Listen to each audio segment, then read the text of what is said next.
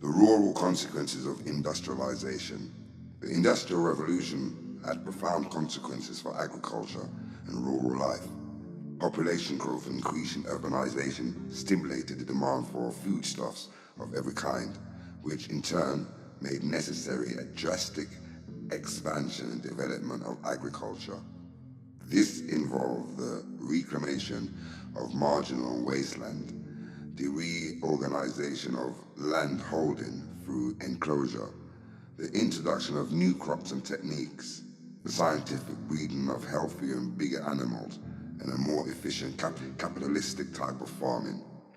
The result was a sufficient increase in domestic agriculture, production to satisfy the demands of an expanding population until the last quarter of the 19th century, when cheap foreign foodstuff became generally available. Unemployment on the land.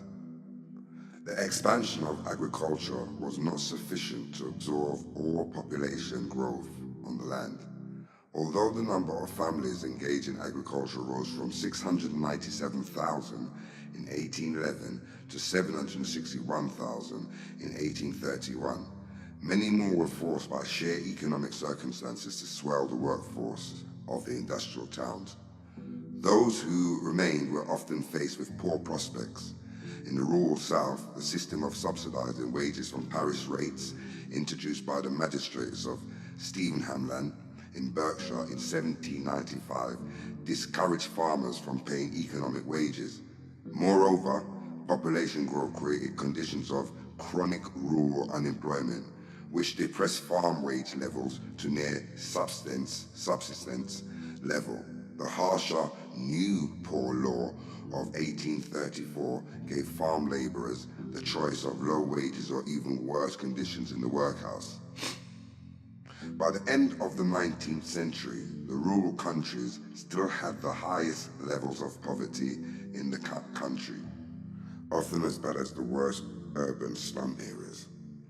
Cottage industry too, especially handloom weaving, was badly hit by the competition from the factories. Although enclosure did not immediately reduce the agricultural labor force, often actually increasing the demand for labor, wages on the land remained persistently lower than those in industry. By the turn of the century, a drift from the land was accelerated by the depression in prices for farm produce. By 1901, less than 10% of the total labor force in the country was involved in agriculture. High farming period. Mechanization had not yet played an important part in the agricultural improvements of the 18th and early 19th centuries.